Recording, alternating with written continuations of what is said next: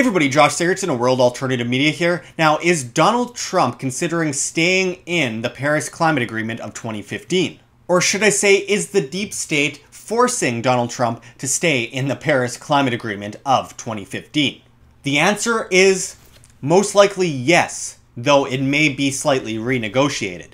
As Yahoo News reports, signs are mounting that US President Donald Trump's administration may stay in the landmark Paris Climate Change Accord of 2015 under pressure from big business and public support for the agreement. But experts say the final decision, expected next month, is anything but certain, and staying at the table could come with significant caveats, like a weakening of US commitments to curbing greenhouse gas emissions. Given the unpredictability of decision-making by this administration, I am very reluctant to predict, said Elliot Diringer, Executive Vice President of the Center for Climate and Energy Solutions. But there does seem to be a growing convergence around a strategy of staying in the Paris Agreement but lowering the US target. The latest word on the administration's stance came from Energy Secretary Rick Perry, who said Tuesday he would not advise Trump to abandon the deal but rather renegotiate it. That statement aligned Perry, the former governor of Texas, with Secretary of State Rex Tillerson, who formerly headed ExxonMobil and has spoken in favor of honoring the U.S. commitment to the Paris deal struck in 2015 and signed by more than 190 countries.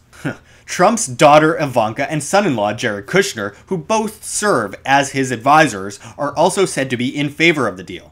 On Wednesday, 13 major international businesses ranging from energy to pharmaceuticals to retail urged Trump to adhere to the Paris Accord. And I quote, "U.S. business interests are best served by a stable and practical framework facilitating an effective and balanced global response," said the letter signed by BP, Walmart, Google, and others. Now, first of all, I've come to believe that Ivanka Trump and more than anyone, Jared Kushner, are complete scum. That aside, do you ever notice how the left always freaks out about big corporations, but are always so eager to support whatever big corporations support? Talk about being a cuck.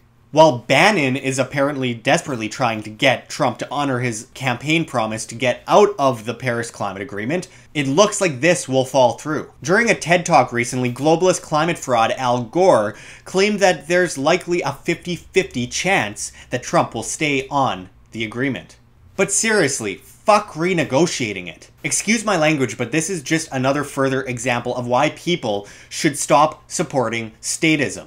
Apart from the moral argument against the state, the deep state literally always runs the government regardless of the talking head president. It literally couldn't be more clear.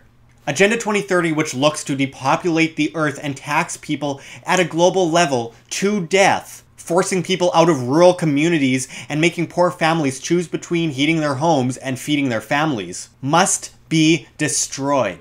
This is a massive intrusion of civil liberties. Dating back to eugenics-obsessed Maurice Strong of Manitoba, Canada, and Gro Harlem Brundtland of Norway in the 1970s, this agenda has been pushed for decades. First, it was global cooling and profit. Then, it was global warming and profit. Now, it's climate change and profit. And who benefits? Not us. They use the most easy fear-mongering tactic, the unpredictable weather. As patterns last centuries, crazy things happen sometimes, and they see it as an excellent way to scare people into servitude. People, Trump has turned his back on you. Maybe that was a plan all along, as I theorized back in 2015, but the fact is the script always carries out. The plan always succeeds as long as people continue to bow their heads down to the new king. I may be wrong, and if I prove to be wrong in this, and he doesn't at the very most renegotiate it, if he actually pulls out of the agreement, I will publicly apologize and say that I jumped the gun. I'm an honorable person, and people must admit when they're wrong. But I seriously doubt it. Carbon taxes and crazy environmental regulations have been tried and failed countless times. For example, in Norway for 25 years, where carbon emissions have gone up, by the way. But though banks made quite the profit off of it. We've seen the failure in Australia as well. And the list goes on. It's a scam. Carbon taxes are a tax on everything, pushing prices up on exports, imports, and not just that, forcing businesses to lay people off or go under as profits dwindle. Welcome to the New World Order. This isn't a conspiracy theory. It's been openly talked about for decades. The big oil companies and the banks benefit from this scam, and so do the global government powers at the United Nations. Government, the biggest polluter in the world, is claiming they're trying to stop pollution and save the environment by extorting you and killing you off.